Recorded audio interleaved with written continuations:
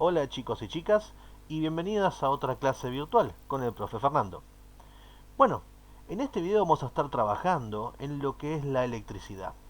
Vamos a conocer sus orígenes y entender cómo el hombre, una vez que comprende su funcionamiento, la aprovechó para sus propios fines. Empecemos viendo que hay registros según los cuales, desde la más remota antigüedad, las personas observaron fenómenos relacionados con la electricidad. Entre ellos, y principalmente, los que se producen en la atmósfera, como son los rayos y los relámpagos. Como pueden ver en este video, cae un rayo sobre un árbol. Normalmente, los rayos van a caer sobre las superficies que se encuentren a mayor altura, para, digamos, restringir la distancia que debe viajar el rayo.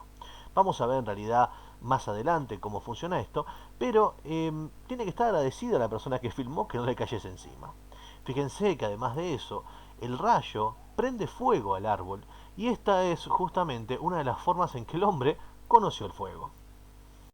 Como nuestros antepasados desconocían las causas que los producían, al principio pensaron que eran mensajes de los dioses y les dieron explicaciones mágicas. Ahí tenemos el surgimiento de la mitología. Por ejemplo, tenemos a Zeus, el dios del rayo, con una vida cuestionable, pero bastante poderosa. Pero dejemos de lado la mitología y vayamos realmente a la cuestión científica. Vamos a ver que la palabra electricidad proviene de electrón, casi obvio, ¿no? Que viene del latín electrum, que a la vez deriva de una palabra griega, justamente los griegos, que significa ámbar. Acá podemos ver lo que es un ámbar. El ámbar es una resina amarillenta de origen vegetal, básicamente los árboles la segregan, que es dura y combustible. Pero, ¿qué tiene que ver el ámbar con la electricidad? Bueno, hace más de 2500 años, un filósofo y matemático, también griego, el señor Tales de Mileto, notó que cuando se frotaba una piel de oveja con un trozo de ámbar, se podrían clonar dinosaurios.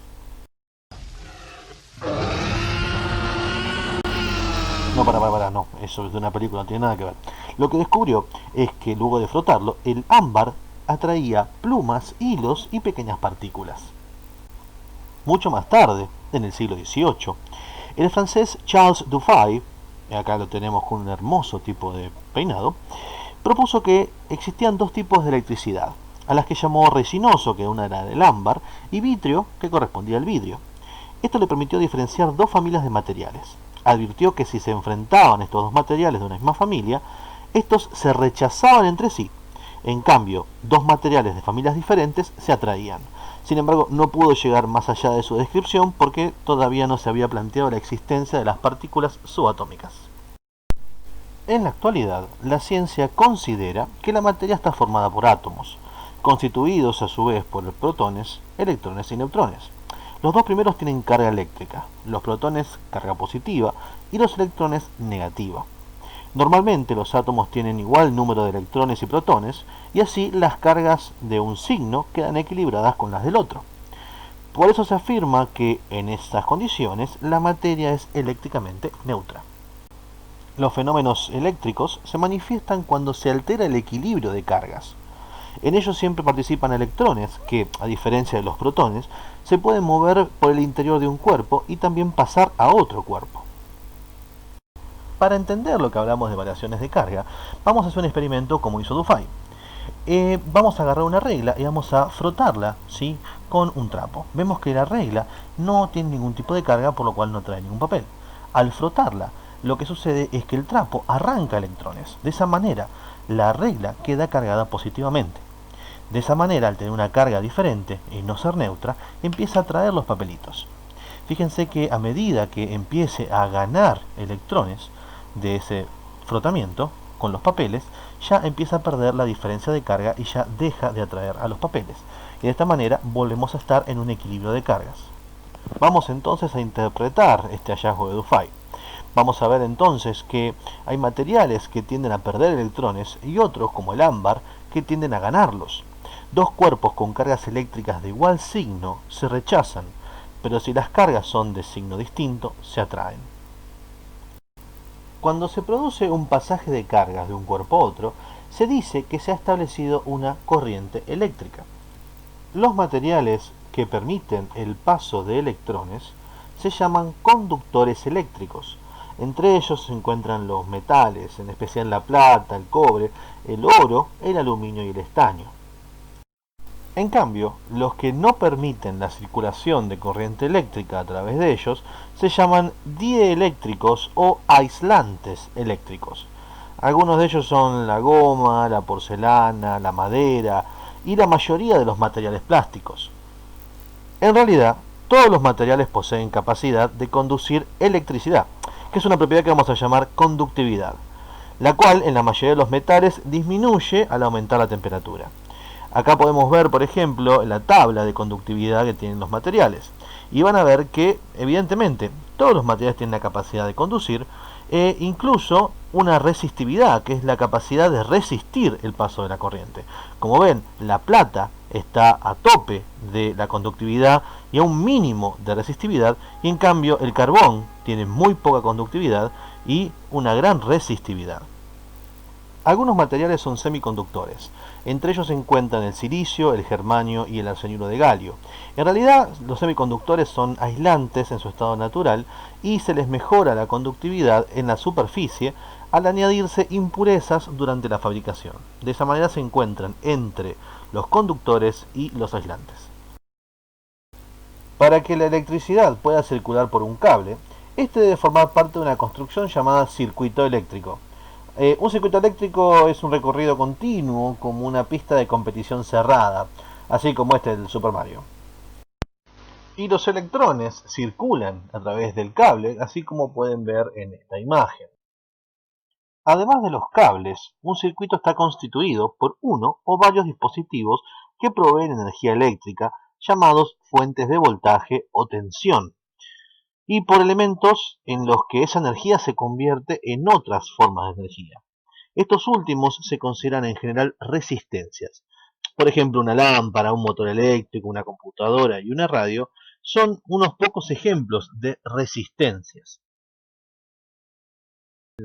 Entre las fuentes que pueden proveer energía a los circuitos eléctricos están las que la tienen almacenada como energía química.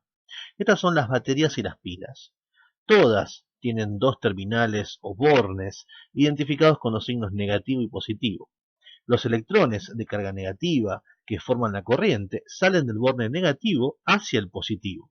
La capacidad de mover los electrones se llama tensión o voltaje y se mide en volt, abreviado con la letra V corta, en homenaje a Alessandro Volta.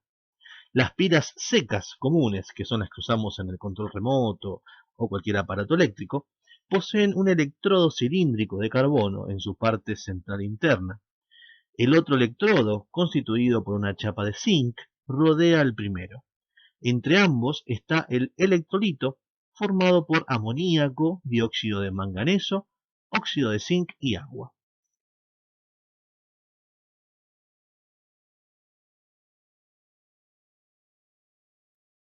Bueno, para que las cargas fluyan por un conductor, o sea, por un cable, es necesario que exista una diferencia de potencial eléctrico o tensión entre ambos extremos del conductor.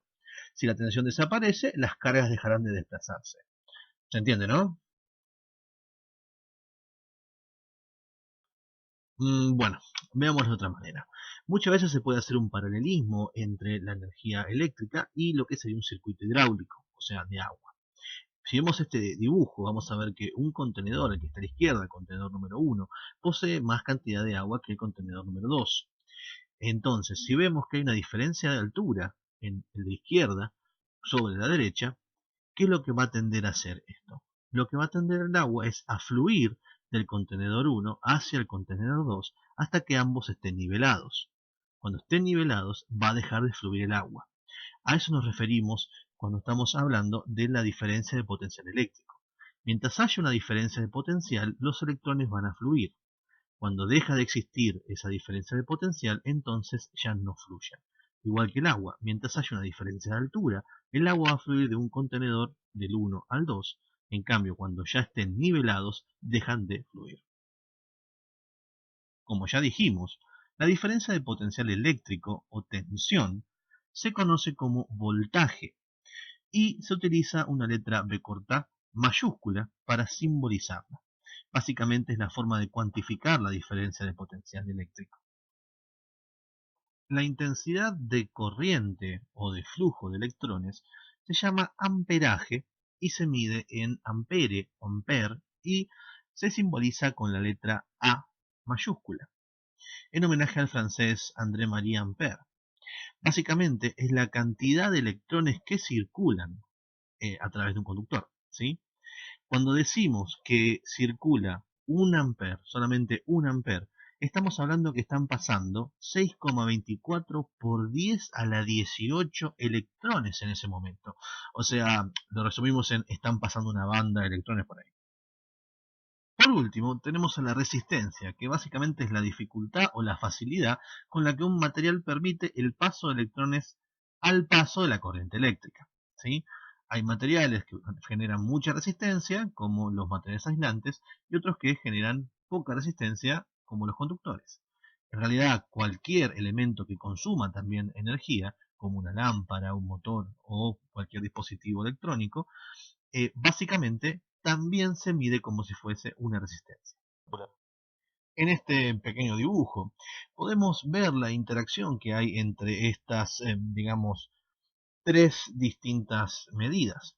Vamos a ver que el voltaje, que recuerden que es la diferencia de potencial eléctrico, va a intentar ir a través de un conductor y va a ser la resistencia la que no permita que pase.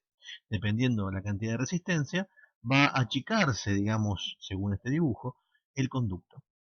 Y finalmente, lo que atraviese va a ser el flujo final de, en el caso de agua, agua, en el caso de electricidad, electrones. Fíjense entonces cómo la resistencia va a restringir el paso de los electrones a través del cable.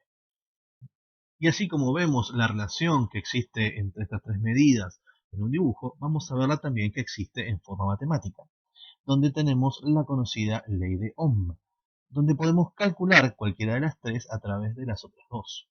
Vemos que existe este triángulo donde el voltaje está en la parte superior, a la izquierda está la intensidad de corriente, o sea el amperaje, y a la derecha está la resistencia, que se mide en ohmios. Podemos entonces calcular el voltaje multiplicando la intensidad de corriente, o sea los amperes, por la resistencia, que son los ohmios, dándonos un resultado de voltaje. Si queremos calcular la intensidad de corriente, o sea el amperaje, tenemos que dividir a los voltios, ¿sí? A la diferencia de potencial eléctrico, dividida la resistencia, que se mide en ohmios. Y si queremos calcular la resistencia, simplemente tenemos que dividir el valor que tenemos en volts, o sea, la diferencia de potencial eléctrico, dividida la intensidad de corriente eléctrica, que se mide en amperes. El resultado va a estar en ohmios. Para el siguiente y último tema de este video, vamos a trabajar con circuitos en serie y en paralelo.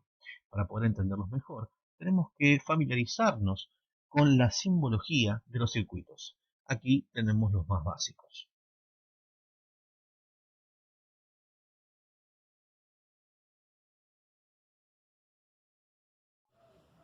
Aquí tenemos lo que sería un circuito en serie simple, donde tenemos un interruptor que está alimentado por energía eléctrica, que atraviesa un conductor eléctrico de cobre, llega a una lámpara y luego sale la lámpara, básicamente una resistencia. Al activar el interruptor cerramos el circuito y la lámpara se prende.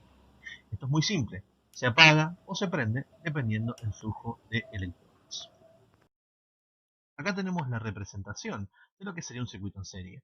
Fíjense que a la izquierda tenemos las fuentes de energía y las flechas nos indican el sentido en que está circulando la corriente eléctrica.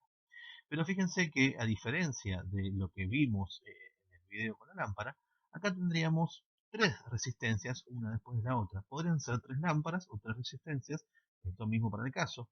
Pero ¿esto funciona? Bueno, vamos a verlo a continuación.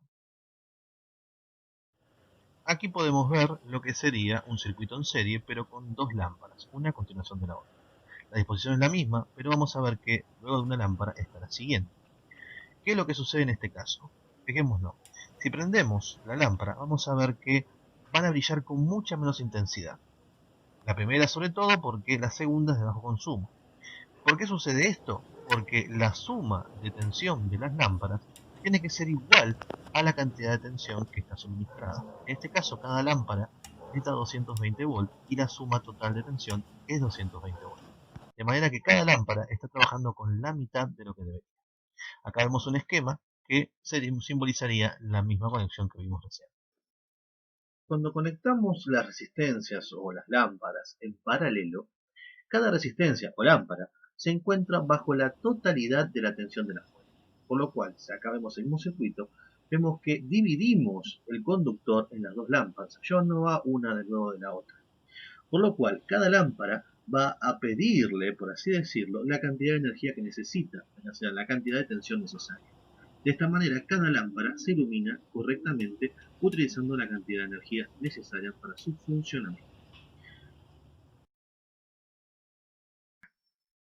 Y con este hermoso esquema de un circuito en paralelo, vamos a terminar con este video. Espero haber podido cubrir sus necesidades de conocimiento de la energía eléctrica. Y si les gustó el video, suscríbanse para los próximos. Nos vemos.